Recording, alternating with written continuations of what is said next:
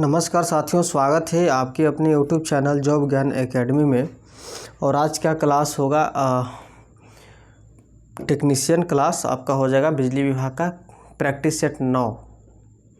तो चलिए क्लास को स्टार्ट करते हैं। इससे पहले कि आप लोग वीडियो देखे होंगे, कंप्यूटर का भी क्वेश्चन डाला गया है और 3 टॉपिक से भी वीडियो उस पर बनाकर डाला गया है जिसे ज़्यादा क्वेश्चन एग्ज़ाम में पूछ रही है। कुछ क्वेश्चन और है जो अभी एग्ज़ाम में 4 से 5 दिन और बच गए हैं। 11 तारीख से ही एग्ज़ाम स्टार्ट है, तो कुछ और प्रैक्टिस सेट को हम लोग कर लेते हैं। ज़्यादा इलेक्ट्रीशियन ट्रेड से क्वेश्चन पूछे जा रहे हैं, तो सिर्फ ट्रेड का ही क्वेश्चन मैं पढ़ा रहा हूँ। क्वेश्चन है मेरे साथियों, प्यारे भाइयों, बस अब समय कम है तो सिर्फ सीधे रिवीजन क्वेश्चन देखिए और आंसर बनाइए। ये चूँकि 1 मिनट का समय ही मिल पाता है। क्वेश्चन है कि एक प्रदीप्त लैंप 220 वोल्ट आपूर्ति पर 0.15 एम्पियर विद्युत धारा लेता है एवं 200 ल्यूमेन फ्लक्स उत्पन्न करता है, तो इस लैंप की औसत गोलीय कैंडल शक्ति एवं दक्षता होगी। तो सही जवाब हो जाएगा आपका ऑप्शन नंबर ए। क्या हो जाएगा? ऑप्शन नंबर ए 60.6% हो जाएगा आपको। ऑप्शन नंबर ए आंसर हो जाएगा। कैसे कि वोल्ट का मान दिया हुआ 200 वोल्ट, आई यानी धारा का मान दिया हुआ 0.15 एम्पियर, ज्योति फ्लक्स 200 LM है। क्या है? 200 यानी ल्यूमेन फ्लक्स है। अब फार्मूला आता है कि औसत गोलीय कैंडल शक्ति बराबर ज्योति फ्लक्स बटा 4 पाई, यानी 200 बटा 4 पाई का मान 4 × 22/7 होता है ना। तो कैलकुलेशन जब कीजिएगा इसे काट छाट के तो 15.92 आता है। क्या आता है? 15.92 आता है। अब यहाँ से फार्मूला आता है कि दक्षता बराबर कुल उत्पन्न फ्लक्स बटा विद्युत शक्ति गुने 100%। तो यहाँ जब गुना करेंगे तो सीधा 60.6% आंसर निकल कर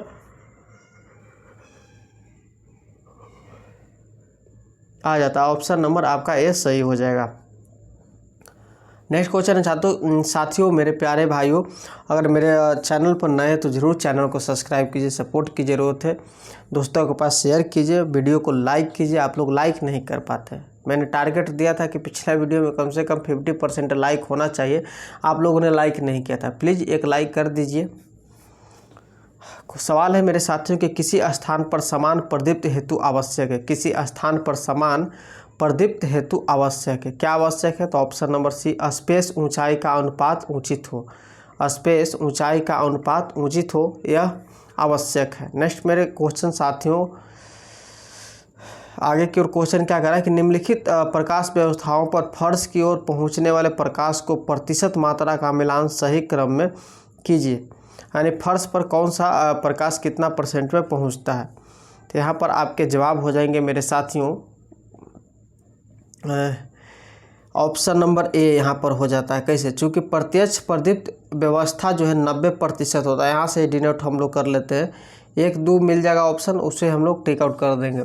प्रत्यक्ष प्रदीप्त व्यवस्था जो है 90% पहुँचेंगे। अर्ध प्रत्यक्ष प्रदीप्त व्यवस्था जो है आपको 60 से 90%। क्या हो जाएगा? यहाँ ये वाला जो है 60 से 90% आ जाएगा। और अप्रत्यक्ष प्रदीप्त व्यवस्था जो है ये आपको 10% आएगा। कितना आएगा? 10%। और अर्ध अप्रत्यक्ष प्रदीप्त व्यवस्था जो है आपको 10 से 40% आएगा।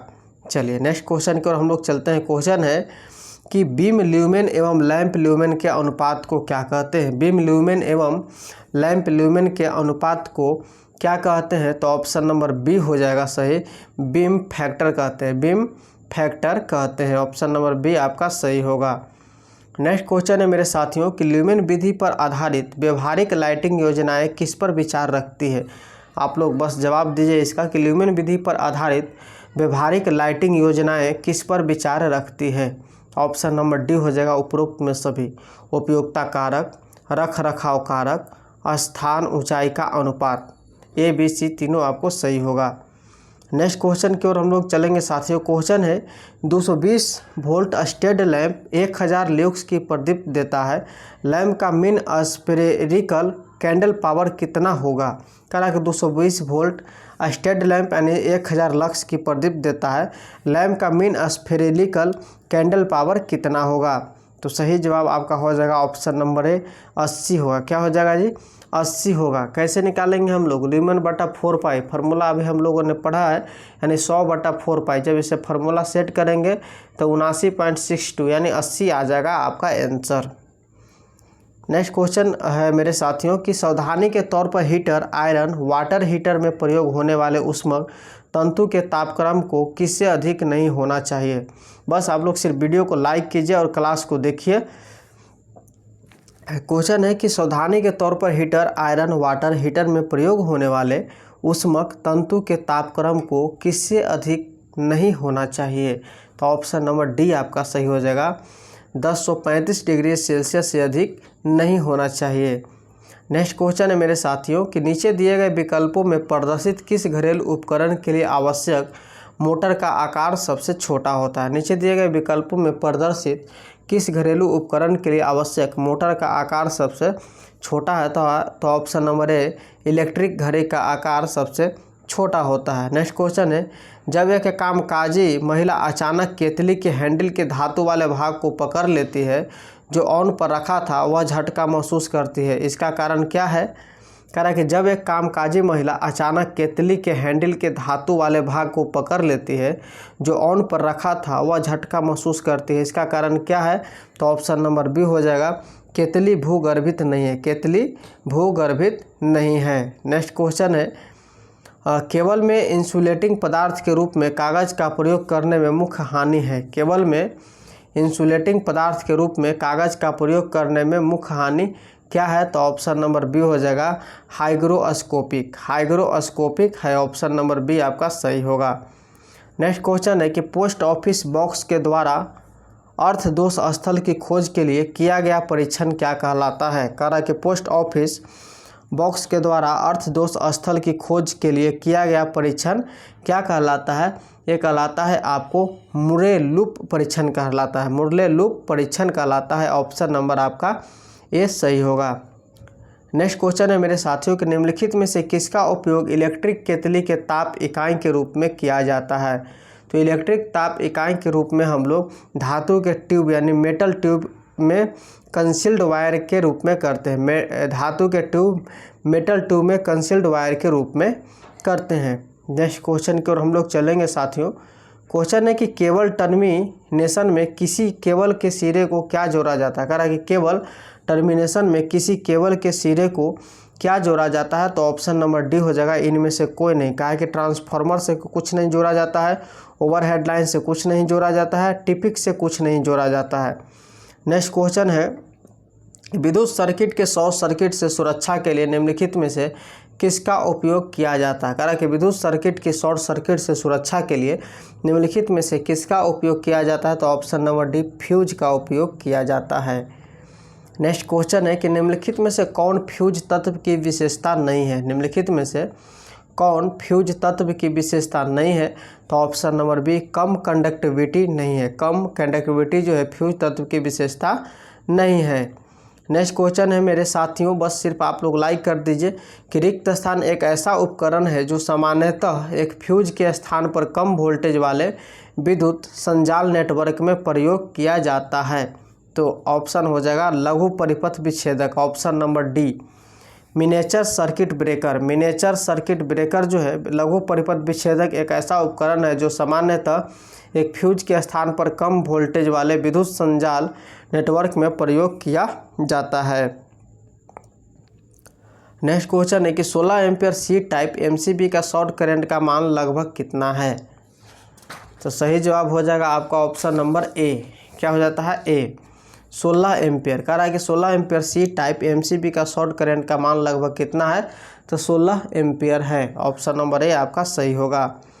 नेक्स्ट क्वेश्चन है मेरे साथियों कि एक 11 के भी 500 MVA 3 फेज सर्किट ब्रेकर किसी प्रदेश के कारण अचानक बंद हो जाता है, rated symmetrical breaking current RMS होगा, क्या होगा जी। कह रहा है कि एक 11 के भी यानी kilo volt 500 MVA 3 phase circuit breaker किसी प्रदोष के कारण अचानक बंद हो जाता है तो rated symmetrical breaking current RMS होगा।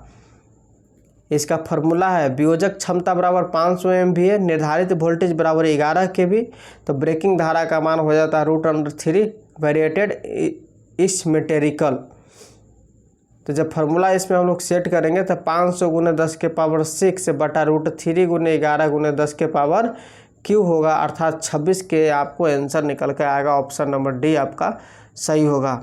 नेक्स्ट क्वेश्चन है, निम्नलिखित में से कौन सा परिपथ स्थिर रिले सरलीकृत ब्लॉक में उपस्थित नहीं होता है?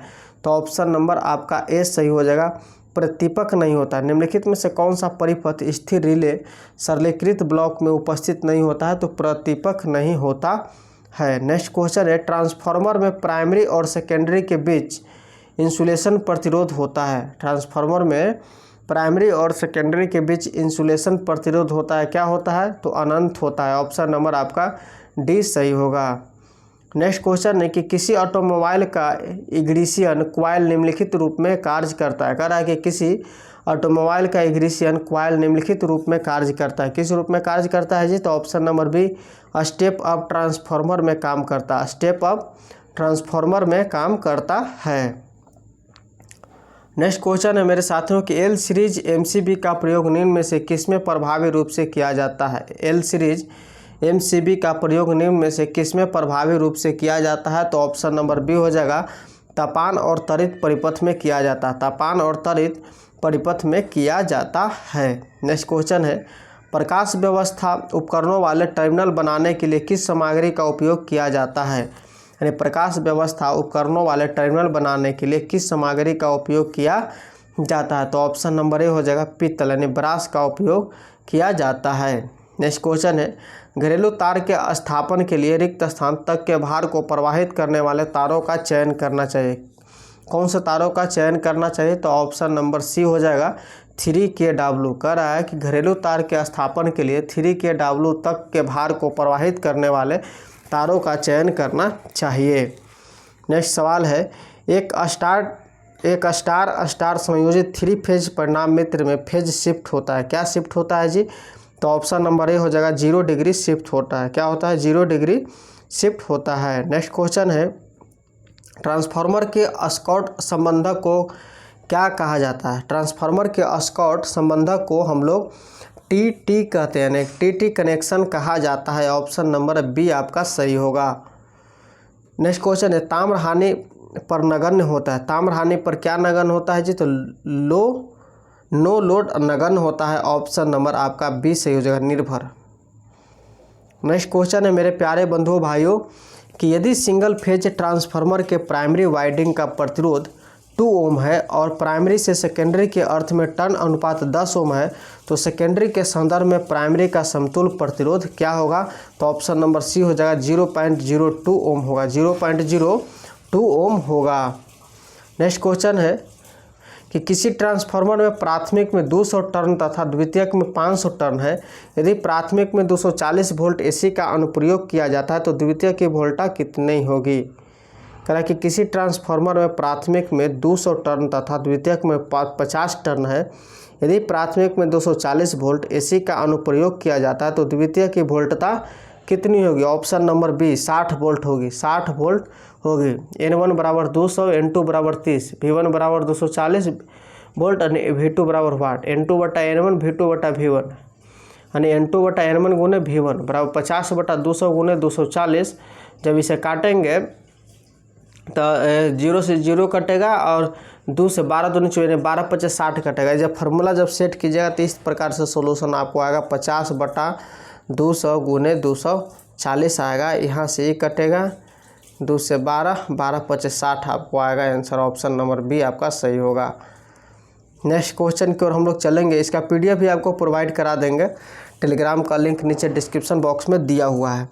क्वेश्चन है कि 250 बटा 3000 volt 50 hertz single phase transformer के कोर में अधिकतम प्रवाह घनत्व 1.2 वोल्ट प्रति मीटर स्क्वायर है। यदि विद्युत वाहक बल EMF प्रति मोड़ 8 वोल्ट है तो द्वितीयक मोड़ की गणना करें।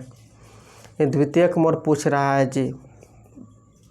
यानी V1 का मान 250, V2 का मान 3000, F 50 हर्ट्ज, BM 1.2 यानी V1 बटा N1 ई बराबर 8 वोल्ट टर्न आ जाता है। तो N2 बराबर वाट क्वेश्चन कर रहा है जी।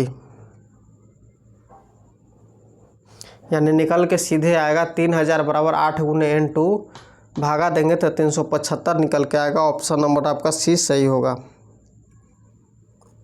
चूँकि N2 जब फार्मूला है इसमें निकालेंगे तो V2 V1 N2 N1, ये आपको हिंट दे दिए, यहाँ से आप लोग निकाल लीजिएगा। नेक्स्ट क्वेश्चन है साथियों कि यदि किसी प्रेरण मोटर की कोई दो कला आपस में परिवर्तित कर दी जाए, तब आपस में परिवर्तित कर दी जाए तो मोटर पक्ष दिशा में चलेगी, मोटर पक्ष दिशा में चलेगी। ज़्यादा न्यूमेरिकल पूछ नहीं रहा है, 1, 2 से 3 क्वेश्चन आ रहा है, तो ज़्यादा दिमाग इस पर लगाने की ज़रूरत है नहीं, ठीक है।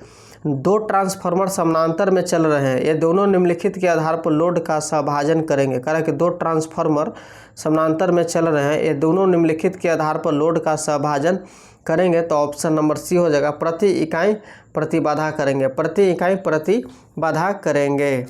नेक्स्ट क्वेश्चन है, एक 20 kW 4 पोल 400 वोल्ट 60 हर्ट्ज 3 फेज 728 RPM प्रेरण मोटर को 400 वोल्ट 50 हर्ट्ज सप्लाई से चलाया जाता है। ये क्वेश्चन न्यूमेरिकल है, इसे स्क्रीनशॉट ले लीजिए।